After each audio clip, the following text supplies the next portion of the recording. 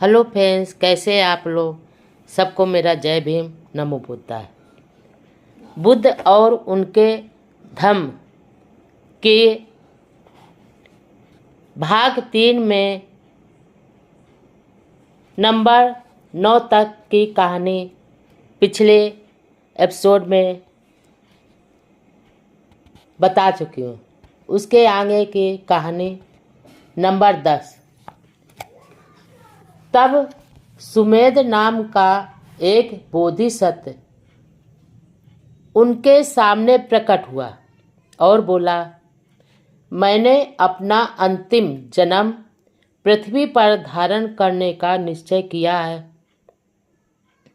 क्या आप मेरी माता बनना स्वीकार करेंगे? उसने उत्तर दिया, हाँ, बड़ी प्रसन्नता से। उसी समय महामाया की आँख खुल गई। नंबर 11। दूसरे दिन सुबह महामाया ने शुद्धोधन से अपने स्वप्न के बारे में बताया।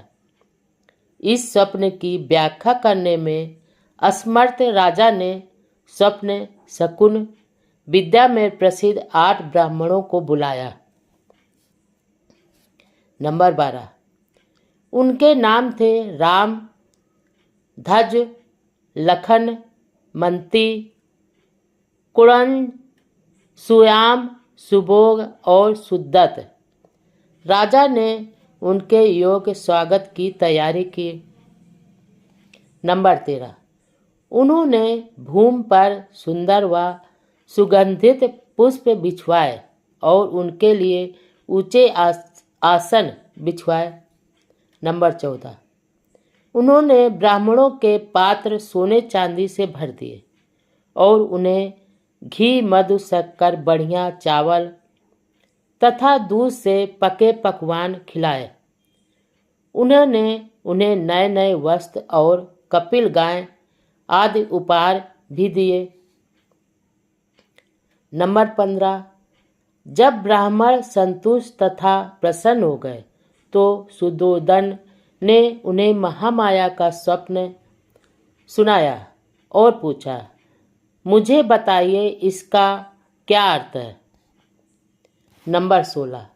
ब्राह्मणों का उत्तर था, महाराज, आप चिंतित न हो। आपके यहाँ एक पुत्र का जन्म होगा। यदि वह गृहस्थी में रहेगा तो चक्रवर्ती राजा बनेगा और यदि गृह त्याग कर सन्यासी हो गया तो वो संसार की भांति तथा अंधकार का नाश करने वाला बुद्ध होगा। नंबर 17। बोधिसत्व को पात्र में रखे तेल की तरह महामाया 10 चंद्र मास तक अपने गर्भ में धारण किए रहे।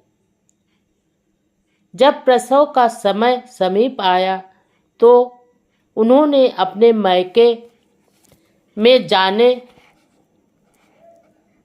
का शिशु को जन्म देने की इच्छा प्रकट की। उन्होंने अपने पति से कहा, मैं अपने पिता के घर देवोदय जाना चाहती हूँ। नंबर 18। शुद्धोधन ने उत्तर दिया, तुम तो जानती हो कि तुम्हारी इच्छा पूरी की जाएगी। कहारों द्वारा उठाए गए स्वर्ण पालकी में बिठाकर शुद्धोधन अपने कई सेवकाओं के साथ महामाया को उनके पिता के घर भिजवा दिया।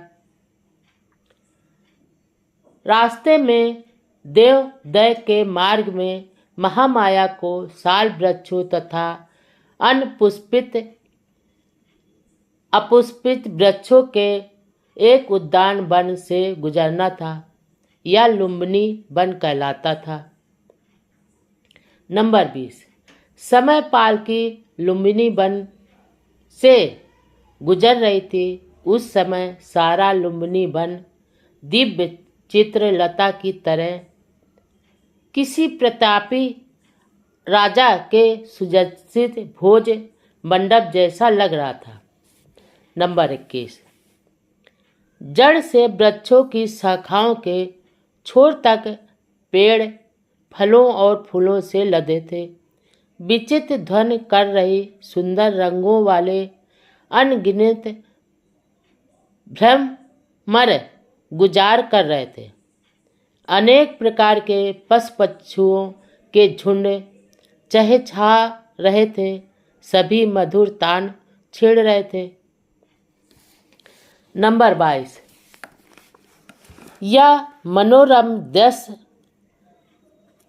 देखकर महामाया के मन में इच्छा उत्पन्न हुई कि वह वहाँ कुछ देर रुके और मनोविनोद करें। अतः उन्होंने पालकी उठाने वालों को आज्ञा दी कि वे पालकी को साल उद्यान में ले चलें और वहाँ प्रतीक्षा करें।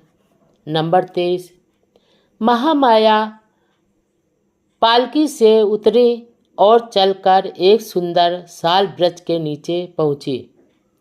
वहाँ मंद मंद बह रही सुगंध पवन वृक्षों की शाखाओं को छेड़ रही थी, जिससे वे ऊपर नीचे हिल रही थी।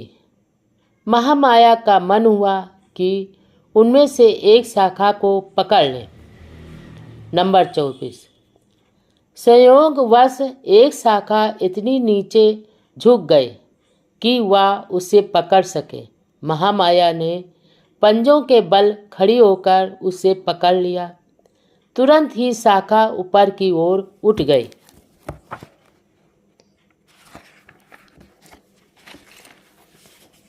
और उसके साथ महामाया भी ऊपर उठ गई। उसके झटके से महामाया को प्रसव वेदना होने लगी।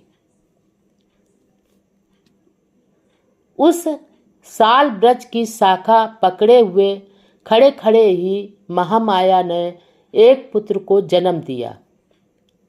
नंबर 25, ईसा पूर्व 563 में वैशाख पूर्णिमा के दिन बालक ने जन्म ग्रहण किया। नंबर 26, शुद्धोदन और महामाया का विवाह हुए बहुत समय बीत गया था, लेकिन उन्हें कोई संतान नहीं हुई थी। आखिर जब पुत्र लाभ प्राप्त हुआ तो न केवल शुद्धोदन उनके परिवार द्वारा बल्कि सभी शाक्यों द्वारा भी बहुत हर्ष धूमधाम तथा समारोह पूर्वक पुत्र का जन्मोत्सव मनाया गया। नंबर 27, बालक के जन्म के समय कपिल वस्तु पर शासन करने की बारी शुद्धोदन की थी। वे राजा की पदवी से गौरव वंचित हो रहे थे, इसीलिए स्वाभाविक तौर पर बालक भी राजकुमार ही कहलाया।